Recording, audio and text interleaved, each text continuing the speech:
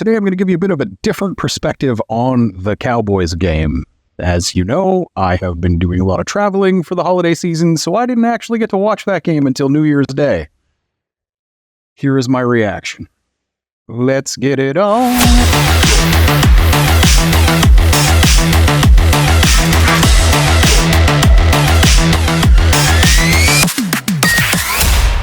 Watching a game for the first time when you already know what happens, particularly when it ends like Saturday's game against the Cowboys, is weird. And that's because you see every play the Lions didn't make that would have taken it out of the refs' hands. You see every little play call, every personnel decision, every missed sack ending in a massive touchdown reception without any emotional attachment to them. Like, I knew the score days ago as I was sitting in Edmonton having dinner with my wife on the last day of our trip back to Canada. So I don't feel this game like you guys did. I saw what happened on Twitter while she was away from the table momentarily. Okay, who am I kidding? I was peeking at my phone the entire night until the game ended and then just put it away in my pocket. This game stole my Pop-Tart Bowl-induced high going into the new year, which is irritating. But there's something different about it when you watched it happen. So, like, I don't really feel this one the way that everybody else has. So when I say I find it interesting that everyone is mad at Barnes for missing the sack in the end zone, like Dak didn't move in the pocket just as he got there to avoid him, but nobody mentioning that both Anzalone and Campbell just stood there playing patty cake with a lineman on that play, doing absolutely nothing. Like why is AG still using Campbell on the edge? He's terrible. Please stop, because he is just not good at it. Like, particularly if he's going to be part of the actual rush plan, he's a victim on the edge. And he's the reason Dak could just saunter out of that pocket off to the right with no fear of being touched for 5.5 seconds. It could have been 9 seconds and Campbell wasn't getting anywhere near him. And I mean, like, the response drive after that, like, 5-yard run to Montgomery, a false start, negating that 5-yard gain, 7 yards to Laporta. And then Laporta just whiffs completely on a block, which is not characteristic for him. But that play was going to get a first down and continue the drive. I saw a lot of complaining on Twitter about slow developing run plays, and I'm guessing that it starts with that particular play, and that wasn't a bad play call. That was a player not blocking somebody he was supposed to block. If Laporta doesn't completely miss Dante Fowler, that's an easy first down and probably a little more. And that was after a negative yardage drive that took the Lions out of field goal range after a turnover.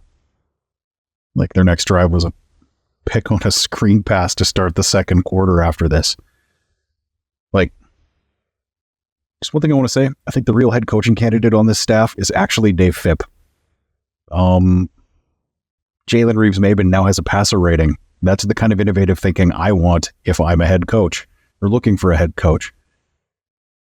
And going forward on the 4th and goal from the 4, like, the Lions are having trouble protecting Goff.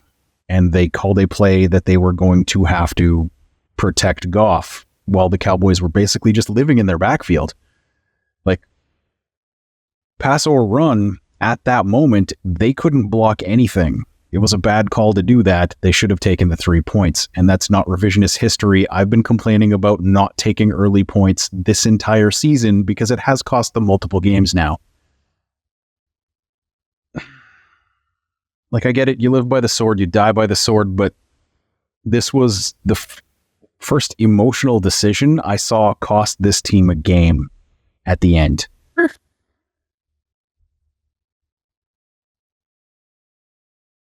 Like, the Lions did not look like they had done their homework on the Cowboys' late front or how they used them. Or maybe they did, and their wise decision was that DeMarcus Lawrence didn't need to be blocked. Doesn't seem like a wise decision, let's say. But let's not do a completely negative review of this game that they barely lost. I wanted to call attention to a specific play at 12:14 in the third quarter. It's 3rd and 12.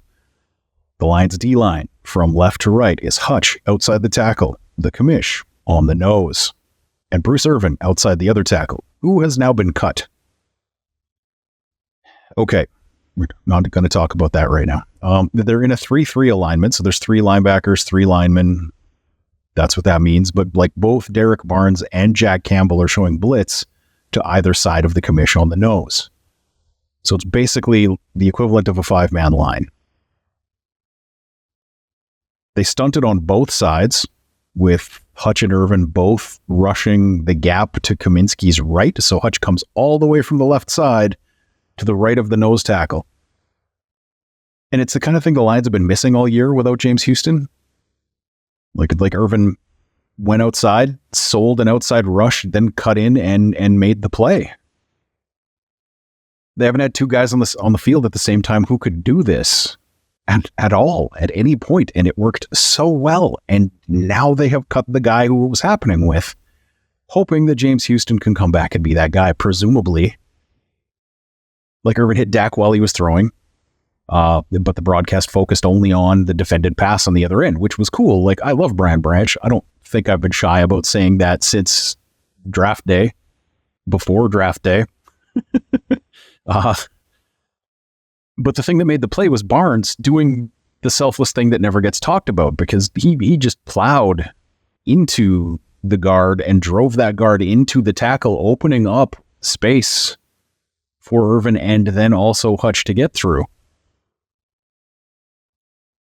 But at the end of the third quarter, we had a massive play by Gibbs turned into a 5-yard penalty. Just self-inflicted wound. Like, JMO erased it. And Goff hit him in stride on a deep shot. So those of you saying he can't, he did. Time to find a new incorrect talking point for the rest of this year. On the Cooks TD, if you have Cooks one-on-one with Iffy, that is a defensive play calling mistake. AG made very few of those that night, but that was one of them. And like, the Lions did screw up at the end, and I don't disagree with going for 2 initially or anything they did on that play. That should have worked. But when that fails, actually, even before that fails, like, let's be realistic for 1 second here. If the Cowboys were told Decker was eligible, they would have covered him. They didn't cover him at all because they had no reason to cover him. They were looking at 70, not 68. It doesn't go like that if the ref doesn't screw that up. Now, he might still be wide open. It happens all the time, tackles, catch, touchdowns. But what I disagree with, even if you take that whole thing aside, like, the ref screwed it up, not forgiving them for that. But if you take all of that and you just go, okay, but after that happens, you just need to kick it. It's one thing going for it from the 2. It's another thing going out for it from the 7 or the 3 and the 8. Like, that's one of the hardest touchdowns to get is from inside the 10 and goal to go, because there's just so little space that the defense has to cover. And they don't have to fear the run in any way, shape, or form. It's an emotional decision, not a rational decision. And to be frank, it's an indefensively bad call on the part of Dan Campbell and Ben Johnson. And the 2 play calls that followed that one that the refs took away, like the 2 plays the Lions called after that were terrible. Whether it was Jared Goff's decision or the design of the play itself, I can't tell you, but throwing short of the goal line with goal to go and on a 2-point conversion is how you lose football games, and they did it twice. What they needed to do was just kick the extra point, calm the hell down, and give themselves a shot at home field advantage to the playoffs. What they did was scream at the officials and call 2 bad plays. Again,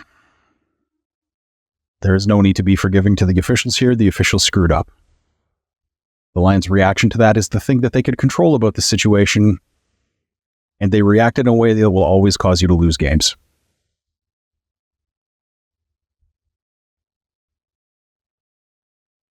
Like, even after the game, Dan Campbell was still livid, had still not really gotten over it. And he was right to be angry because by all the evidence, the Lions completely got hosed there. And the NFL doubling down like they have, tripling down like they have, is ridiculous. Like, yes, if 70 was the player that reported, all of these other penalties would also happen. But he was not. And that's the point that the league seems to be missing, is that your guy couldn't hear what he was being told. Like, your guy screwed it up. That's the only reason any of those other penalties exist. And just a random thought I had, because I don't know if you guys know this about me, but I absolutely hate the Lions number font because it is very difficult on camera to pick up quickly which players are who in some cases, unless they have, equipment things that make them look very different, which like a lot of the time they do, or they just have different body types. So it's not that hard to pick out most of the time, but every once in a while you get like an 18 and a 19 and it looks exactly the same, unless you get a perfect 90-degree like shot at the back. So if I were to pick something the Lions have done that could subconsciously be creating an unconscious bias against them, making it difficult to properly assess penalties because the numbers are difficult to read, is it. You make somebody's job 3% harder, and they are likely to be biased against you without intending it. That is just how the human brain works. So no intent, but still just having this feeling of negativity toward you because of something that you have done in the past to make their lives more difficult. It's not a choice they're making, but it is a predictable reaction to stimulus. Same goes for PFF graders, same goes for reporters, same goes for the people making YouTube videos.